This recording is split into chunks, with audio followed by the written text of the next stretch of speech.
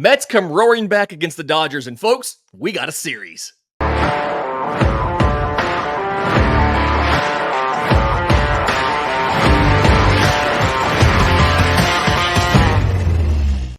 Yes, welcome on in to First Pitch for Tuesday, October 15th. You're home for news, notes, and updates on Major League Baseball. I'm your host, Lindsay Crosby. Follow me on Twitter at Crosby Baseball. He's Christian Rauh. Follow him on Twitter at Christian S. Rauh, R-A-U-H. And Christian, we're going to get into game one of Yankees Guardians in just a few minutes and talk about how rough that was for Cleveland and whether they can rebound or not. But we got to start with Mets Dodgers because one, that was the first game played yesterday chronologically, but two, this was such an interesting result after being shut out in game one and seeing that scoreless inning streak of LA stretch, much later than we absolutely thought it was going to. This is a 7-3 Mets victory. Very just commanding the way they did this. They're up 6-0 in the second. And while LA gets a little bit back in the fifth and sixth, the Mets score one more time in the ninth. And this really isn't that close, thanks to the heroics of Mark Vientos. Francisco Lindor hits a home run in the first inning, but when he comes back up in the second, Landon Knack intentionally walks him to load the bases for Mark Vientos, who, after the game, said, I took it personal. And what does he do? He launches a grand slam to really just kind of put this one away very early. There's a lot of stuff to get to from this game. I think the first thing I want to get to, though, is maybe we shouldn't have been surprised that the Mets were able to win a bullpen game. Because I don't necessarily know if everybody realizes how good the Mets have been against bullpens in this postseason. Okay, think about their first two series that they played. The Brewers starters had an ERA under 3, allowed 4 earned runs in those 3 games to the Mets lineup. The Phillies rotation allowed 6 runs in 21 and a third innings. It's a 2.53 ERA. But we all know the Mets advanced because they were able to just blast the bullpen. Pete Alonso hit a 3-run home run in the ninth off of Devin Williams. They were able to take care of Jeff Hoffman and Matt Strahm of the Phillies, who were both all-stars this year. And I want to read you here the ERAs by the Mets against 2 of the better bullpens in the postseason. Milwaukee relievers had an ERA of 5.65 against the Mets. Phillies relievers had an ERA of 11.37 against the Mets. What is it about bullpens that just cannot handle the vibes of the New York Mets? I don't know. Is it fear? I really don't know. I really have no clue. And you'd think that it would have worked out great because the Dodgers bullpen game worked fantastic against San Diego. And you'd think that would be more of a challenge because you've seen San Diego so many times in the regular season. But the Mets have just found a way to do great things against the bullpen. I'm still head scratching a little bit about walking Lindor to load the bases for Mark Vientos because both have been super hot. It's tough for me to make the call. You just had Lindor, who it seems like he's automatic at the plate right now. He is completely locked in, but Mark Vientos is not far behind him right now in the postseason. Dave Roberts seemed quite sure. He put his finger up and pointed to first base pretty dang quick to get him to first base. To me, that's a lose-lose situation, but then again, would you rather risk Lindor hitting the home run and only getting 3 runs and then bringing up Ventos with a solo shot possibly, or with Mark Vientos, you're giving him just one chance to do a grand slam? It was a very tough decision. Like I was pondering back and forth, like, man, do you do this? Should you do this? And I know it was a big controversy and debate on social media all yesterday during the game. I will say this. When it comes to this bullpen and the Dodgers bullpen, I don't think we should see Landon Knack for the rest of the postseason. He's got a 15 ERA, matches with all the rest of the Brewers bullpen, as you mentioned, the Phillies bullpen, as you mentioned. He's got a 15 ERA for the postseason, just his two outings. He did not look good. He was throwing pitches over the middle, over the middle of the plate, Lindsay, and some of them were very low speed. You could see a replay of the home run for Vientos, and you could see the ball go up and go down, and you could see Vientos just kind of get ready. You can almost see him start grinning. He was like ready to go. He was tasting that home run, and it was incredible. But yeah, definitely a shock to me after what I saw from the Dodgers bullpen in San Diego heading into this. But you're right, we probably shouldn't be too surprised. You mentioned how they were great against the other teams with their bullpen, and I'll even add this on top of it. The Mets have 56 or 57 different times this season, regular season and postseason included, scored 4 runs or more in an inning. That's crazy. That is a huge amount of times that's happened in a year.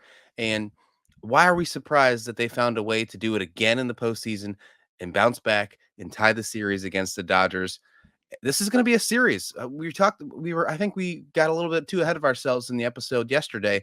This is going to be a series. It's going to be really exciting. Yeah, giving the Mets their flowers. Since Lindor moved to the leadoff spot on May 18th, the Mets OPS as a team of 760, fourth best in baseball. They scored 585 runs, fourth best in baseball. And I didn't look all the way back in the season, but just off the top of my head, this hasn't been just a postseason thing on scoring on bullpens. If you remember that doubleheader on that Monday, they played against Atlanta. Braves are winning late in game 1. And what happens? They get a big home run in the 8th inning. They score a bunch of runs off of Joe Jimenez and Raisel Iglesias, Atlanta's 2 best relievers, to take a lead. After Ozzie always gives Atlanta a lead in the bottom of the 8th, they turn around in the 9th and get a home.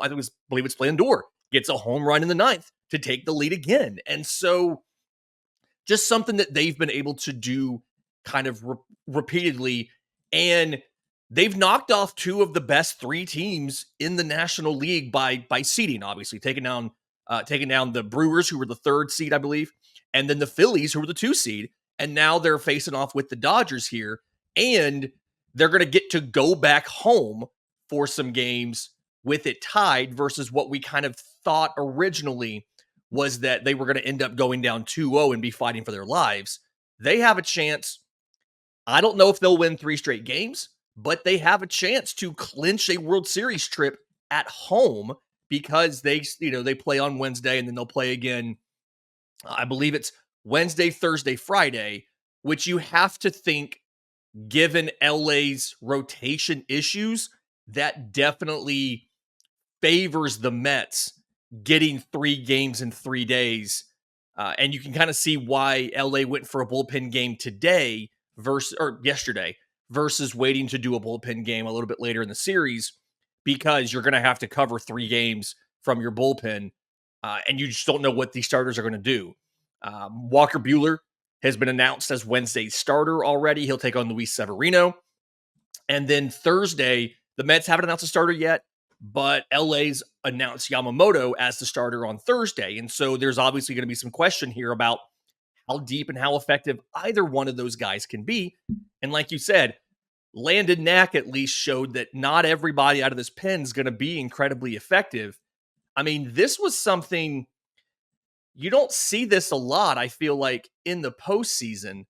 But I mean, they went to the very back of their bullpen. Edgardo Hernandez threw 2 innings through the 8th and the 9th yesterday, because this game was over.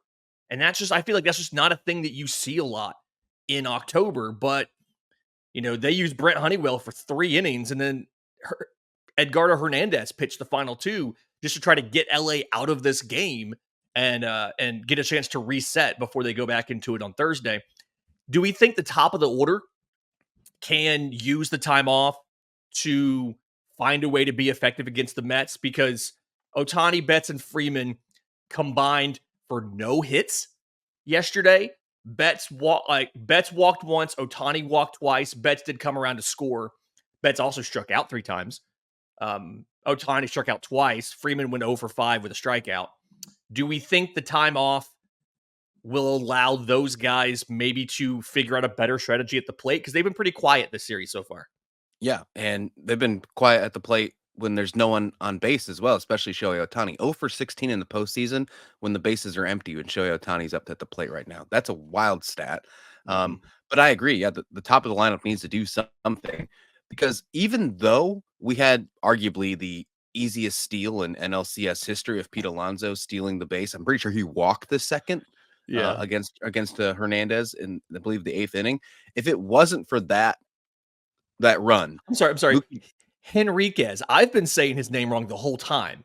oh, Uh, me too. sorry, Henriquez. I just looked again. Sorry. That's on me, Yeah, guys. no, thank you. I will say this: if it wasn't for that run, Mookie Betts came up to the plate in the end of the game, and he would have came up as the tying run. So the game wasn't completely out of hand. So I think that actually might be a good thing that they were able to use some of those, dare I say, back of the bullpen guys. Even though we're talking postseason, but when it comes to this Dodgers team right now, that's kind of what you have to talk about because of all the injuries. Yeah, they need to figure it out. The top of this lineup needs to figure it out. The Dodgers, they went to Pages for center field. They changed that up. That looked okay. He seemed great in center field. Tommy Edman is doing his thing at shortstop. He was, I believe, 4 for 5 in this game, if I'm correct. He looked really good. But yeah, the struggles from Ohtani with bases empty, that's got to change. And Freddie Freeman and Mookie Betts need to step up because you have to have your top 3 guys doing some big things in this series if you want to make it to the World Series, especially against this tough Mets team. Again, I think we went a little too quick. Maybe I shouldn't speak for both of us, but I definitely did after that first game. We shouldn't count the Mets out. They've made it this far after what they started the season. What did they start like? Was it 0-8? It was pretty bad. It wasn't good. And I kind of would agree. I wrote them off a little bit early. And I think part of that was I hadn't gone back necessarily and looked to see exactly how good they were in the regular season. And I think a lot of this I was kind of assuming was vibes. And no, they've legitimately been one of the better teams, better offenses in baseball, in the last half of the season, really. And real quick, finishing up with the Dodgers before I want to go back to the Mets real quick. Tommy Edman, 3 for 4. You're right. Only 5 hits for LA. 3 of them are Tommy Edman's. LA goes 1 for 9 with runners in scoring position and leaves 10 on base. The Mets don't do significantly better. They also leave 10 on base, and they go 4 for 12 with runners in scoring position, but that's 3 more successes than LA had. And they gave themselves more opportunities. 10 hits and 7 walks in the game. They absolutely took it to the LA bullpen. And I want to go back real quick before we move on to Mark Vientos, because I don't quite think he gets a lot of credit for the season that he had. 413 at-bats. He batted .266 with an .838 OPS. That's a big enough sample size where we can say it wasn't a fluke, right? This is legitimately, he is much better than maybe we've been giving him credit for. And he absolutely has been a dude, like we said, in the postseason, batting .378 with a 1. OPS. I still do agree intentionally walking Lindor, who homered in the previous inning, is probably the right move there, but you don't have to, it's a rock and a hard place, right? Having to walk Lindor to get to Vientos versus being able to pitch around Vientos and maybe get Brandon Nimmo, who was 0 for 4 and is batting just over 200 or something like that. There's no easy answers there. And given Lindor's body of work over Vientos was good. Lindor was great in the regular season. I understand the decision. Obviously, it backfired in this situation. No, I agree. Yeah, I know it's a tough decision, but I'm definitely not going to blame the manager on doing that. I'm not going to blame Dave Roberts doing that, but it's definitely was between a rock and a hard place. You're right. For the record, just a little cleanup on my behalf. The Mets started 0-5, not 0-8 on this season. Yeah. And yeah, Vientos, you could make the argument that the Mets season turned around once they decided to call him up. I think you can make that. You can truly make that argument. And then talking about the runners in scoring position about the Mets, Francisco Alvarez has now left 7 runners on base in his 3 at bats yesterday. I mean, I think that there's an argument that you have to put Luis Torrens in for game 3. I really do think there's an argument there because, we're talking about having runners in scoring position. Francisco Alvarez does not look good. He has not. And it's something where breakout first season, struggled down the stretch this year. Kind of have to ask questions here. But I think that the catcher conversation there, it's a great segue to the Yankees Guardians game 1. 5-2 victory for the Yankees. And a lot of people are blaming what happened on Guardians reliever Joey Cantillo. He goes in the third inning, records 1 out, but 3 walks, is charged with 4 wild pitches, ends up allowing, a run to score. Just not a good look there in the third inning. But this is something where I think the catcher plays a bigger part than we give credit for here. Bo Naylor absolutely did not do Joey Cantillo any favors. Cantillo's not blameless. He spiked a fastball, which I don't think you ever expect that to happen. But Naylor really, for a guy who's a above average blocker by StatCast this year, really struggled in the inning to stay in front of these pitches. Cantillo didn't really know where they were going, but Naylor didn't help him out. And I have to ask about the wisdom of starting Bo Naylor over Austin Hedges. Austin Hedges is seen as the much better defender, a blocker, game caller, I would argue as well. And I know that offensively, he's a bit challenged. He doesn't have a hit in the postseason, but Bo Naylor doesn't either. And so I think in retrospect, they realized that, and you saw them swap Hedges and Naylor in the game. Both guys got 2 at-bats because they pinch hit Hedges for Naylor and left Hedges out there. Just, you can't blame this entire loss, obviously. You can't blame this entire loss there on Cantillo, but just a rough showing for a Guardians pitching staff, and especially, that I felt like had been pretty good. They get into an early hole because Alex Cobb has been owned in his career by Juan Soto. Had multiple home runs entering the day, homers to open the third inning. That's the 3rd run, and I think the 5th hit off of Cobb in this one. Cobb walks 3. Now has an ERA in the postseason of almost 8. But the pitching as a whole just really kind of failed Cleveland. And when your offense has been as anemic as they have, you can't have bad pitching performances in postseason. Yeah, what's the bigger superhero villain? Is it Alex Cobb versus Juan Soto, or is it Rafael Devers versus Garrett Cole?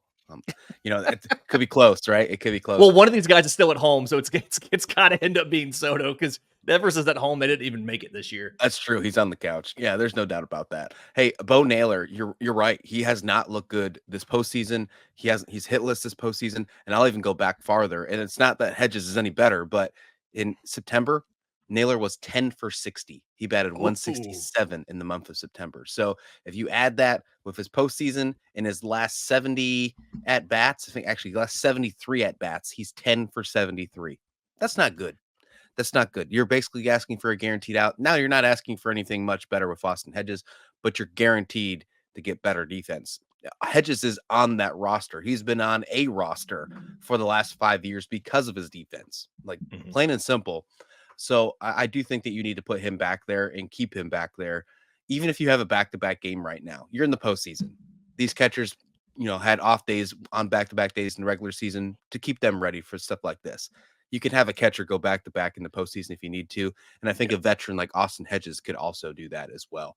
I think Atlanta's 21, it's like personal just experience here. I think Atlanta's 2021 World Series run, I want to say Travis d'Arnaud started every single game. Like every single one, I believe, including when they had 3 in a row. So in the postseason, you can do it. Regular season, I wouldn't do that. Postseason, you can do it.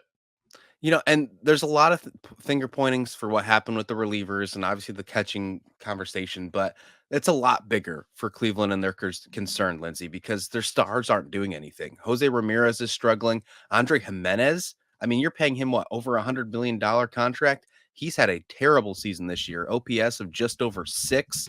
He's got an OPS of 465 in the postseason this year. He needs to have himself a legacy game for Cleveland in this series, or they're going to be talking about how his 7-year, $106 million contract is one of the biggest busts in Guardians history. So, I yeah, I do didn't think we need to realize see it a was lot from that him. big. It's Oh not, my yeah, God. yeah, exactly. Yeah, Why are you he's paying a second baseman that much money? because he made it the All-Star game a couple years ago. You remember that? They And he thought he was batted big time. 297. That's what it was. 22. He batted 297. Was a sixth place finisher in the All Star race. Yep.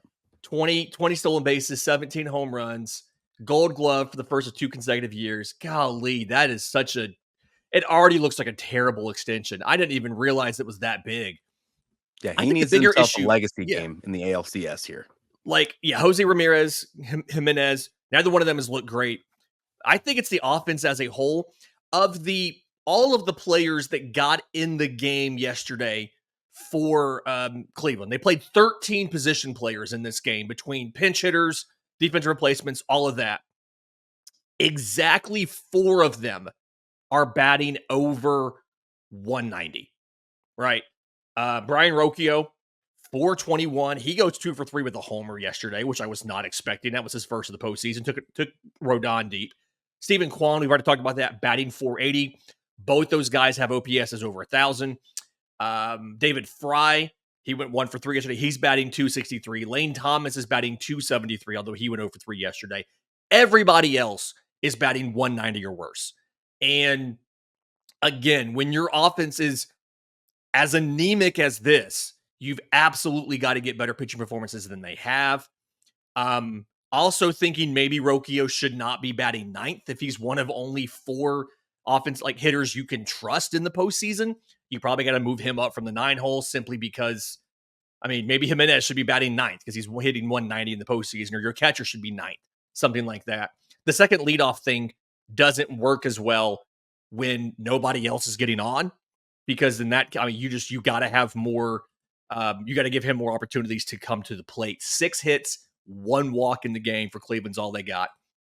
And the concern I have now is they're throwing their best hitter or their best pitcher tonight in Tanner Bybee, but he's facing Garrett Cole, who had a rough outing in game 1 of the last series, but turned around with a dominant performance. I think it was game 4.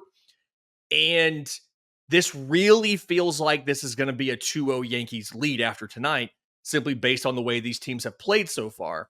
And the fact that New York's been getting this done without without Aaron Judge doing anything. Yeah, you can't expect to win game 2 if Garrett Cole's on the mound. You can't. I mean, what he's shown, especially over the The last couple Guardians can't starts. expect to. Right. Yeah. Yeah, Yeah. correct. Yeah. Yeah. New York can. Apologies. Yeah, you can't. If Garrett Cole is going to be on the mound, you have to expect you're going to go down 2-0. You have to expect that. Rodon was your chance to get that early 1-0 lead, and he shoved. He looked really good. He bounced back really nicely after his start against Royals. 6 innings, 3 hits, only 1 run allowed with 9 strikeouts. And then And the no bullpen walks. looked good too. Yeah, and that's huge because Rondon has had some struggles with that as well. Clay Holmes looks good. I think Clay Holmes has found his spot coming in right after the pitcher, The being in 7th inning. I mean, that's great. Look, if you can have a former closer who can clutch and who can be a really good closer. At one point in time, he was seen as the best closer in baseball just last year, Lindsay. If you can have him be a dominant 7th inning guy, great. Speaking of best closers, are we putting Luke Weaver in that conversation right now? Is it a little too early? But he's looking really good. Yeah, Luke Weaver comes in relief of Tim Hill in the 8th, is asked to get a 5-out save. He does. 1 walk, no hits, strikes out 4. So, he only faces, 6 batters, strikes out 4 of them, just really absolutely gave Cleveland no shot to try to get back into this game late. And 4th save of the postseason now. In the postseason, 6 innings, 9 hits. He's picked up 4 saves, has not allowed an earned run. And it's just something where he didn't work out as a starter, right? He made They claimed 25. him off waivers. Yeah. He made 25 starts last year, 21 for Cincinnati, 1 for Seattle, 3 for New York, combined for a 6.40 ERA. This year, solely as a reliever for New York. In the regular season, 62 games, 7-3 record, 2.89 ERA, 22 holds, and 4 for 4 on save opportunities. I'm at the point of I'm wondering, do the Yankees try to in the offseason to convert him back into a starter, knowing that they have fixed lots of guys in the past? They're a good pitching development organization. Or do they just keep him and say, hey, you're our closer now? You've got more pitches than the usual closer has. You can throw 3 or 4 pitches competently, but you've been amazing in the postseason. We're just going to keep you as the closer next year. What happens here? He was DFA'd twice last year by the Reds and the Mariners. I think that Wild. you keep him with in the closer role. After what happened with Clay Holmes this year, you thought you had a sure thing with Clay Holmes. I don't think many Yankees fans saw the downfall of Clay Holmes happening. Don't think I mean, I'm not a Yankees fan, but I didn't see that coming either.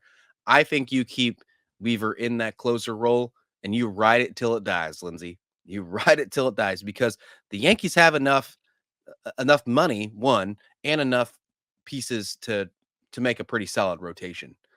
The biggest question we've had all season long going into the postseason for the Yankees was their bullpen. So I think you ride that till it dies. So I'm going there, but yeah, I think you have to play him in the conversation at least in the postseason for what he's done over the last month or so. That he is currently probably the best, at least one of the top. I'll say top 3, not 3 closers in baseball right now. I mean, if you look at the closers playing, there's only 4 left, so it makes sense Yeah. there. I think I need to see a full body of work as a closer versus just a reliever to say that he is. But I'll absolutely agree that he has been.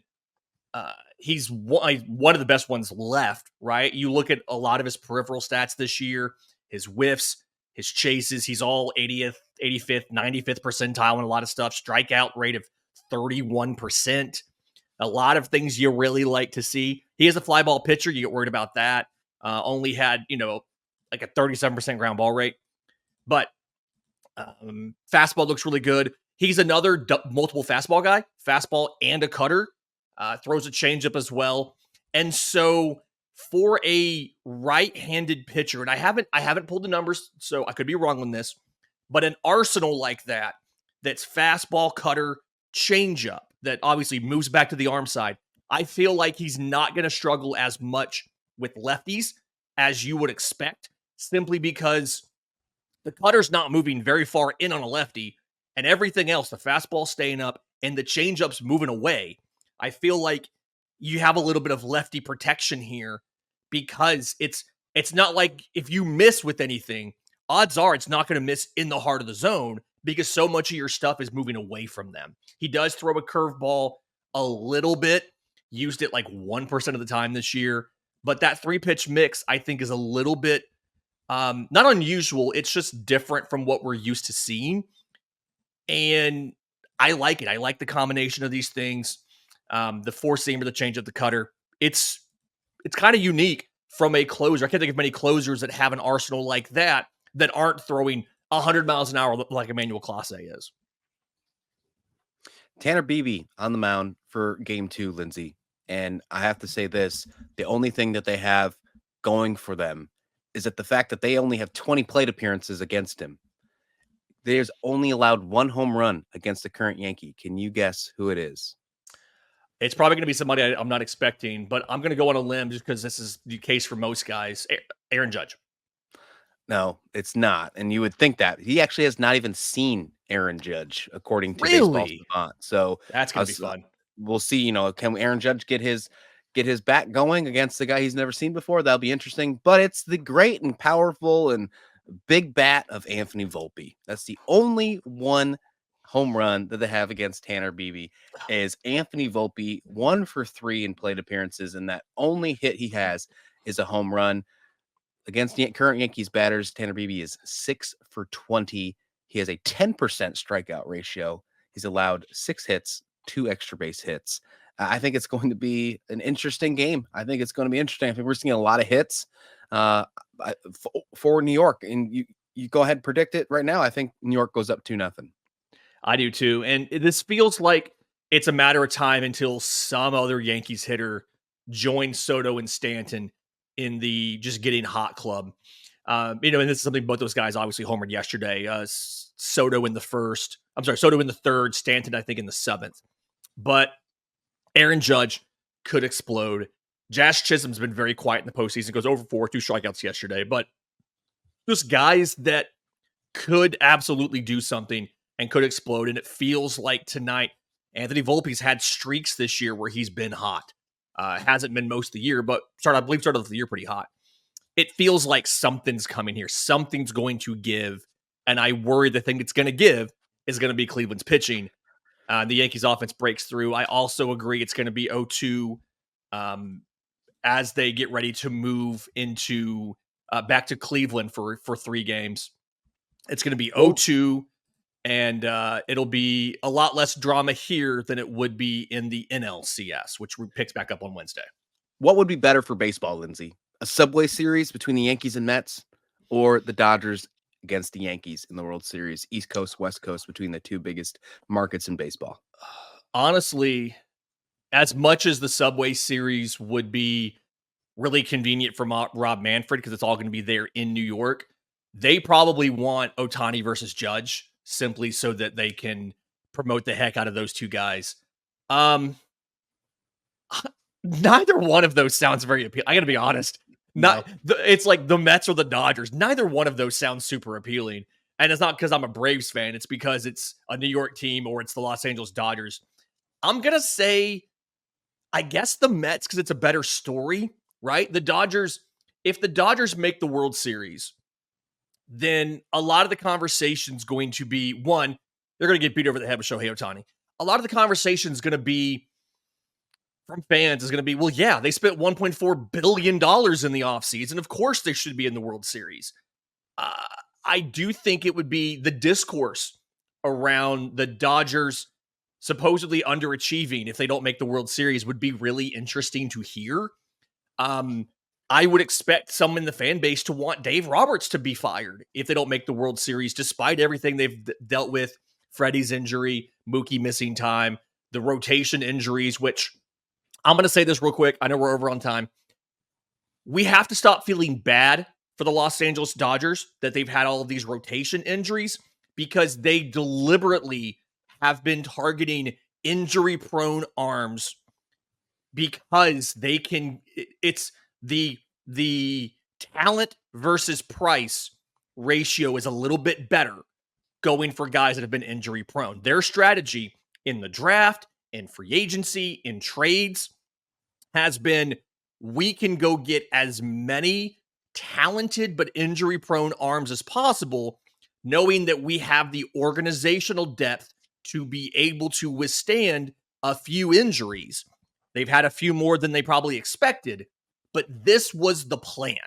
You don't trade for Tyler Glasnow and give him, I think, a 5-year extension unless you are comfortable getting injured players. And so to feel bad for them for the rotation injuries, I think is a little bit not quite understanding. They deliberately chose this. And it's just frustrating to hear, oh, they've overcome so much adversity. It was self-imposed. It's like the dude who overcomes adversity because he has to walk to his job because he has no driver's license because he's been arrested for DUI multiple times. Like, he chose to drink and drive. That's his bad. You can point out this isn't great while understanding it's his fault. And in some not a perfect analogy, but the Dodgers have specifically chosen injury-prone arms because they like that they can get more talented players that some teams won't be interested in because of the injuries. Because most teams can't stand to lose 2 rotation arms during the season. The Dodgers. Speak for yourself, Lindsay. That was a perfect analogy. Thank you. All right. So 7:38 p.m. tonight to wrap this up. 7:38 p.m. tonight, Cleveland at New York. Again, Tanner Bybee versus Garrett Cole. That'll be on TBS. And then Wednesday, Dodgers versus Mets. Walker Buehler versus Luis Severino at 8:08 on FS1. Again, we are back tomorrow to break down what happened tonight between Cleveland and New York. Only one game. We'll probably catch up on some other stories like Clayton Kershaw announcing he's back for 2025. We'll get to that tomorrow. In the meantime, if you're listening on audio, do us a favor. Leave us a 5-star review. If you're on YouTube, subscribe to the channel, tell your friends. They can go out, they can go to firstpitchpodcast.com to find First Pitch and get a daily MLB recap every single weekday morning as we go all the way through the postseason. Until next time, this has been First Pitch.